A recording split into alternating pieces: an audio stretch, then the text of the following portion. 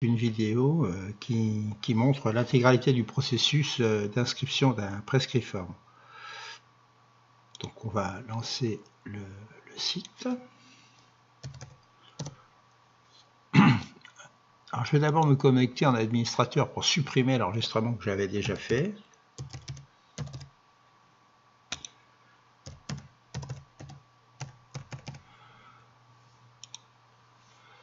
De façon à démarrer vraiment de zéro à partir de l'inscription. Donc j'ai dû faire une activité que j'ai appelée billard 45. Donc je vais aller la chercher et la supprimer. Eh ben, elle est déjà supprimée. Par contre, je n'ai peut-être pas supprimé l'utilisateur qui lui correspond. Donc l'utilisateur que j'avais créé s'appelait test VT-First. Je vais aller voir les utilisateurs. Je vais le supprimer. Je vais chercher cet utilisateur, test @VT-First. Voilà. Donc je vais supprimer cet utilisateur. D'abord logiquement et ensuite physiquement sur la machine, de façon à repartir de zéro.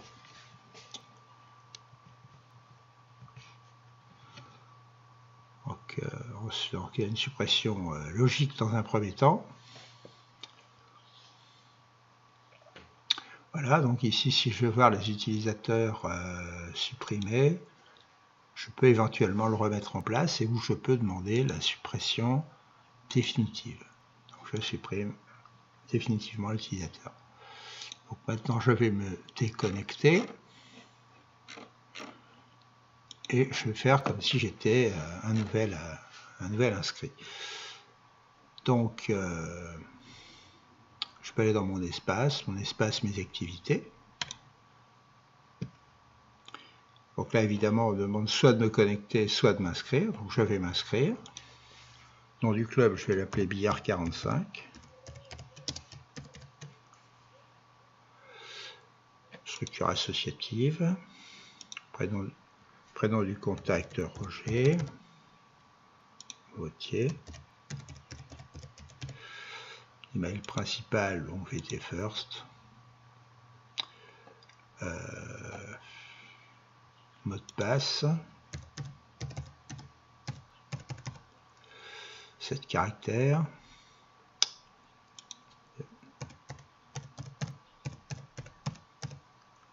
Voilà, l'assureur massif. Donc ça n'a pas beaucoup d'importance, mais bon. Voilà, donc ça c'est fait. Donc on enregistre, on crée. Cet utilisateur existe déjà. Ah oui, bien sûr, il existe déjà parce que l'identifiant ne peut pas exister. Donc ici, je vais créer un identifiant spécial. Voilà, test@vtfirst.com.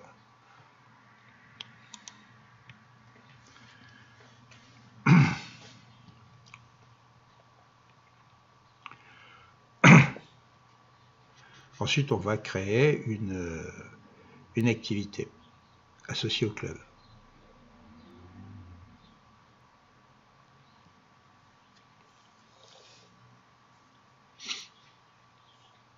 Ici, on a la barre de défilement qui indique que l'action est en cours d'accomplissement.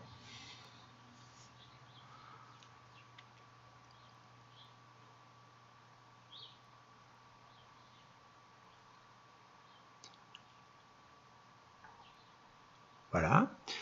Donc, on se retrouve toujours dans l'espace réservé au club. Et là, je vais pouvoir créer une activité. Je peux récupérer les coordonnées du siège social, indiquer mon adresse email, la longitude et la latitude. Alors au passage, je vais vous montrer comment on fait. Sur GPS 1 par exemple, on se trouve sur un site automatique qui vous permet de récupérer ces données. 66 GR Loris. Voilà. retrouve automatiquement les coordonnées. Il suffit de copier et d'aller mettre ça dans les champs adéquats.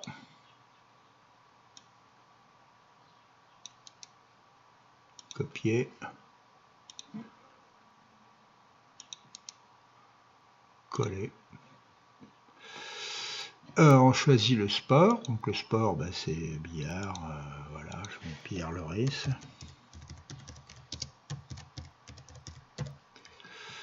Ensuite, les heures d'ouverture, indispensable. Le coût, je vais mettre un coût annuel fixe de 100 €. Voilà, responsable de la structure, donc c'est Vautier,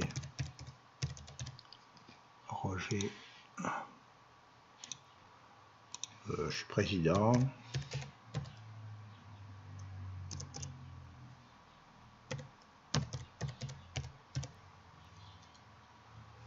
Code postal 45 260.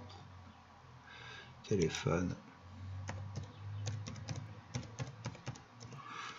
Voilà les informations de base.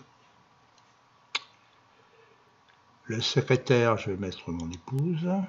Bénévole à 50%. Éducateur sportif, Roger Vautier, bénévole 50%. Voilà, éducateur, pas d'éducateur. Désirez-vous être contactable? Ça, c'est une option qui permet aux personnes de contacter directement les clubs et d'avoir un échange avec eux pour obtenir des tarifs spéciaux, des choses comme ça. Si je demande l'inscription prescripteur, il m'indique qu'il faudra renseigner les intervenants et télécharger les diplômes.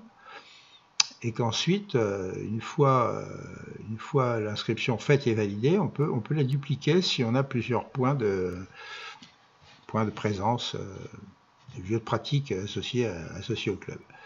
On crée. La création va nous emmener directement sur le formulaire dédié au prescription.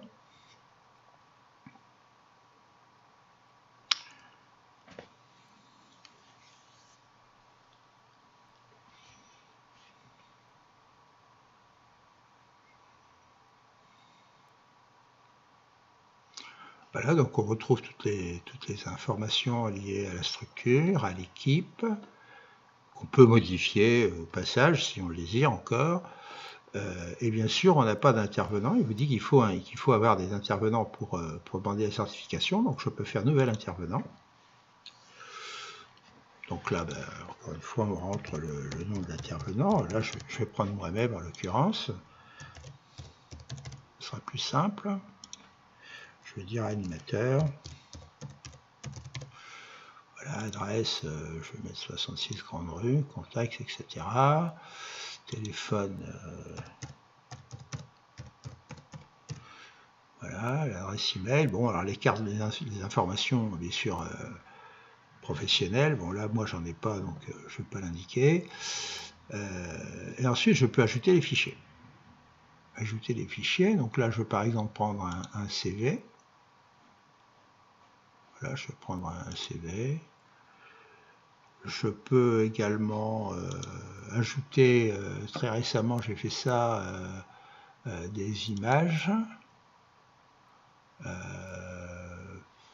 Par exemple, là je vais prendre ma carte d'identité.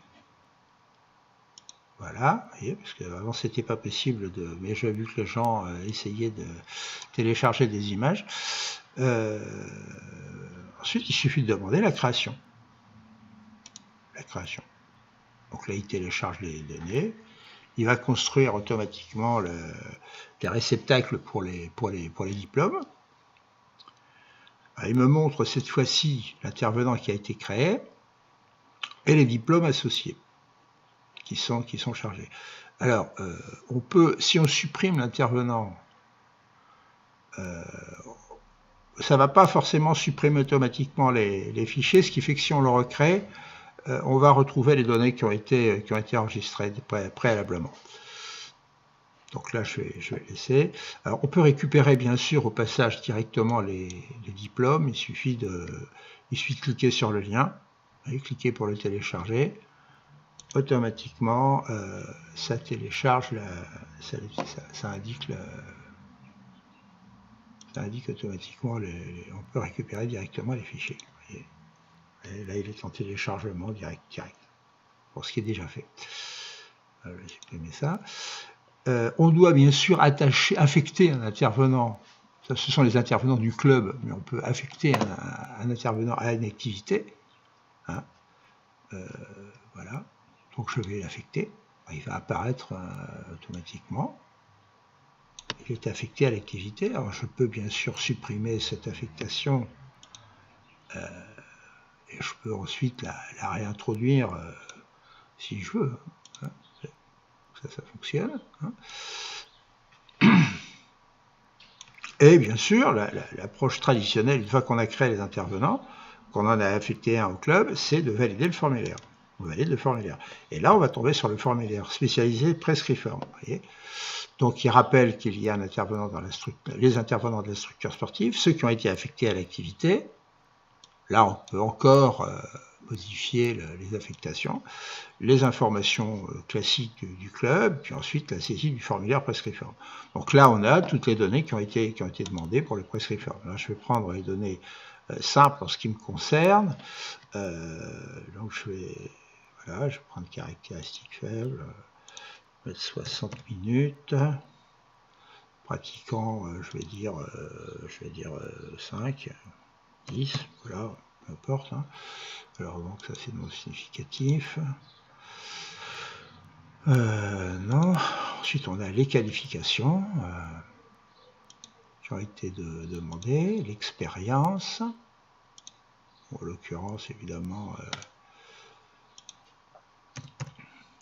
un club de billard il n'y a pas grand chose. Combien de patients? Je vais dire une cinquantaine, voilà, par an, une cinquantaine. Nombre de patients par séance, on va dire 2. Démarche en accompagnement, donc là, pas le cas. Donc évidemment, on peut enregistrer le formulaire, mais on peut aussi demander tout de suite, si on l'enregistre maintenant, il est non validé. Hein, formulaire non validé, activité Prescriform, elle n'est pas certifiée, bien sûr. Donc si je demande le contrôle, me dit que le formulaire est validé, il me donne l'email de notification car je vais être informé de la validation de ce formulaire, donc je peux enregistrer. Donc là, évidemment, ça prend pas un petit peu de temps parce qu'il y a les emails qui sont envoyés aux différents responsables. Bon, là, en l'occurrence, comme c'est un test qui est fait sur un département 45 qui n'est pas dans la liste, il n'y a pas de médecins qui vont être informés. Donc là, uniquement moi, il n'y a que moi qui recevrai un email. Bon, une fois que c'est fait, tout est OK, je peux effectivement confirmer la demande de certification. Alors là, ça, quand on confirme la demande de certification, ça envoie un email au certificateur, aux différentes personnes agréées. Bon, je vais simplement retourner voir la structure, la liste de mes structures sportives. Je trouve maintenant dans mes structures sportives, mon billard club, j'ai la carte, j'ai toutes les informations, et comme le club est tout à fait validé et conforme, je peux même le dupliquer pour avoir plusieurs lieux de présence. Hein. Si je voulais avoir, par exemple, on va le faire, là, on va créer un deuxième lieu de pratique sur Bellegarde. Là, je vais dupliquer. Vous voyez, donc oui, je désire créer un autre lieu de pratique. Ce qui crée une duplication de cette activité, oui, ça se fait. Donc automatiquement, je reviens dans le club a été automatiquement créé. Alors, évidemment, il faut le modifier pour indiquer une autre adresse. On va dire 1 Grande Rue, on va dire 1 Grande Rue à Loris, par exemple. Ou on va dire 1 Allée du Château. Allée du Château à Bellegarde. Voilà, Bellegarde. C'est une ville très proche de la mienne. Bon, le reste peut être changé, mais en l'occurrence, on va laisser les mêmes données. Bon, là, je ne vais pas indiquer Alors si pareil, hein, je peux aller chercher aussi une GPS. Hein. Il suffit de dire 1 allée du château. Ça va être allée ou rue du château.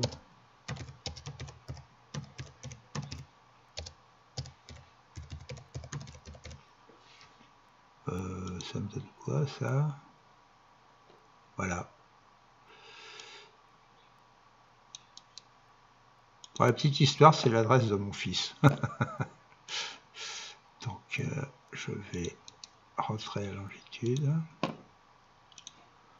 il n'y a pas grand chose à faire pour créer un deuxième ou plusieurs lieux de pratique. Voilà, le reste, on va le laisser identique. On va mettre Bellegarde, ici, on va mettre Bellegarde.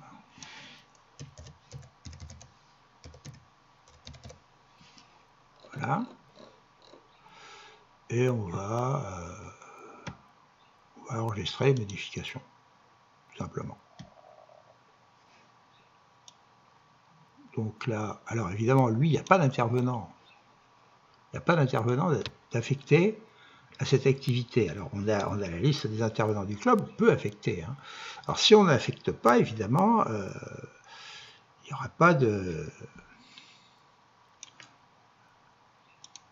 On ne pourra pas demander la certification. Alors, vous voyez, il est validé, le formulaire est déjà validé automatiquement, puisqu'il s'agit simplement d'un deuxième lieu de pratique. Mais si on part sur la certification, il va me demander, bien sûr, de créer, d'ajouter, d'affecter un intervenant. Donc si je l'affecte, là maintenant, bien sûr, j'ai la possibilité de confirmer la demande de certification, que je n'avais pas précédemment. Donc je reviens à mes structures sportives, j'ai maintenant deux lieux de pratique associés à mon activité. Alors il faut savoir que quand on duplique l'activité, si l'activité précédente était déjà certifiée, la duplication est pré-certifiée, automatiquement pré-certifiée. C'est-à-dire qu'il suffit simplement d'affecter un intervenant, un des intervenants à l'activité pour qu'elle se certifie automatiquement sans être obligé de passer par tout le processus classique de certification, puisque la première était déjà certifiée. Donc ça, c'est un gros avantage pour les gens qui ont plusieurs lieux de pratique. Alors, qu'est-ce qui se passe maintenant si je suis déconnecté? Je vais en profiter pour montrer un peu ce qui se passe. Si je vais dans les structures du club référencé, puisque là, il n'est pas encore certifié, mais il est référencé, je vais trouver... Alors, si je vais chercher, par exemple, je vais chercher le RIS pour aller plus vite. Je vais chercher quelque chose à l'ORIS, voilà. Bon, je trouve automatiquement, bien sûr, mon activité, avec tous les renseignements. J'ai rajouté la possibilité d'accéder directement à la fiche information du club. Ouais, c'est quand même très pratique. Avec la possibilité maintenant également de contacter le club. Alors, soit à ce niveau-là, soit aussi directement au niveau de la fiche. C'est-à-dire que si je reviens sur les clubs référencés,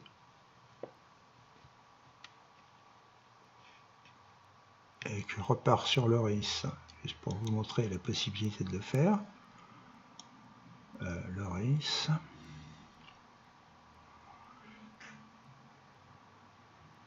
voilà l'ORIS. Vous voyez, j'ai la possibilité ici de contacter le club également, directement. Alors si on contacte le club, qu'est-ce que ça fait? Ça nous emmène dans une feuille, bien sûr, dans une fiche, où il faut bien sûr qu'on s'inscrive. Alors, moi j'avais déjà un utilisateur que j'ai dû créer, je pense, je vais vérifier s'il existe, test l'ORIS. test VT First. Je ne sais pas si je l'ai créé, je ne sais plus.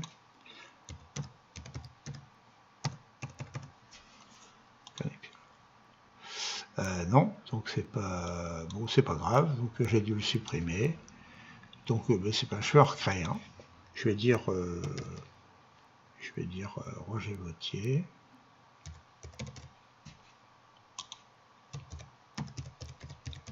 Évidemment, on peut contacter que si on est identifié. Alors on va se mettre cet email là, bien sûr, et comme identifiant, je vais l'appeler test.vtfirst avec un mot de passe. Je m'enregistre.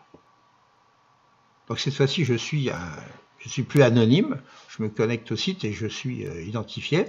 Et là, je vais pouvoir effectivement m'adresser à cette structure sportive.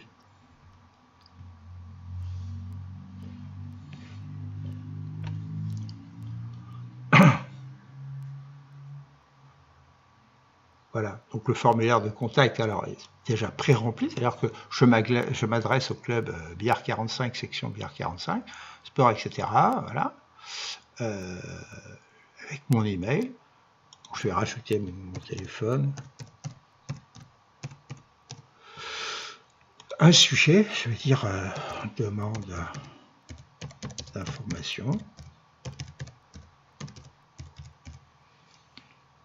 Formation complémentaire. Voilà, merci de me communiquer vos tarifs, tarifs précis,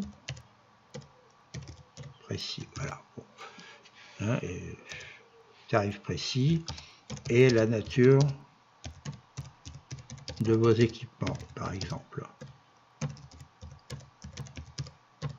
Voilà, une question stupide.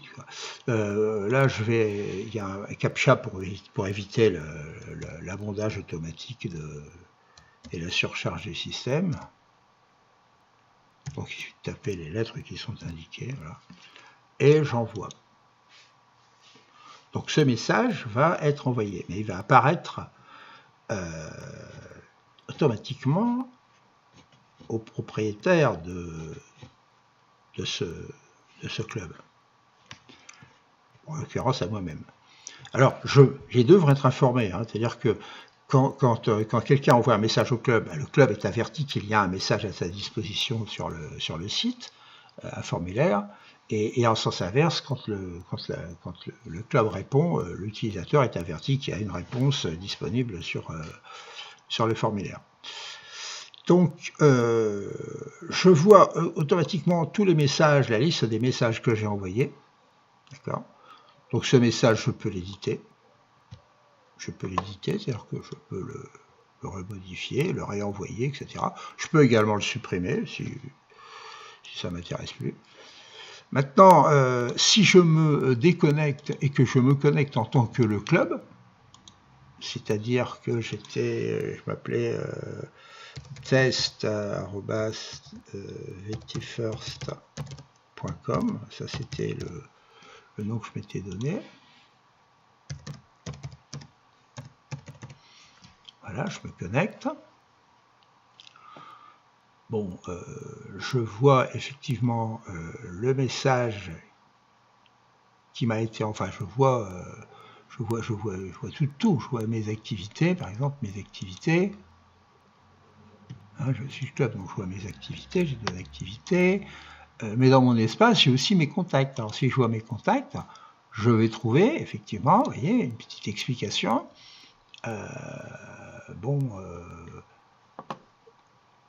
Et je vois les différents contacts.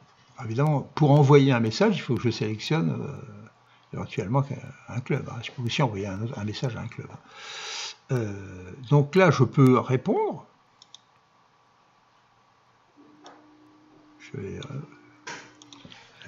Je vous réponds, je vous transmets par email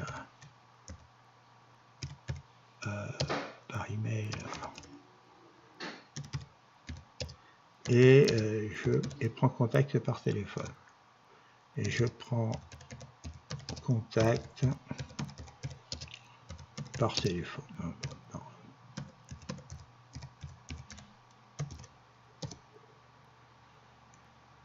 Roger Bautier, voilà. Bon, simplement, histoire de montrer que ça fonctionne. Hein. Donc on envoie le... Alors là, c'est ZC7XWS. J'envoie la réponse.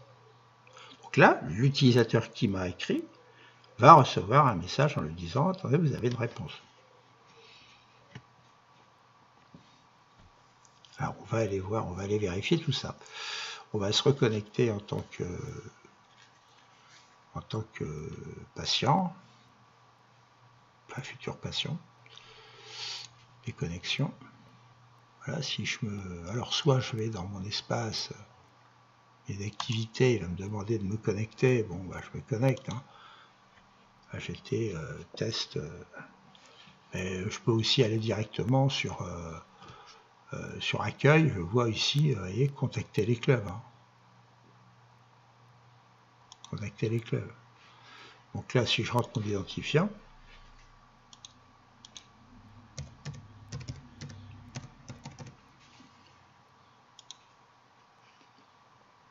je vois que je retrouve mon message, et bien sûr, si je le dis, je vais trouver la réponse.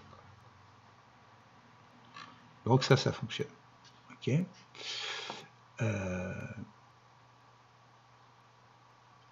Donc on a effectivement mes contacts aussi dans mon espace, et on a bien sûr la possibilité de l'avoir aussi en page d'accueil. Voilà. Donc, ça termine cette petite vidéo montrant comment on s'inscrit en tant que prescripteur. Je vous remercie.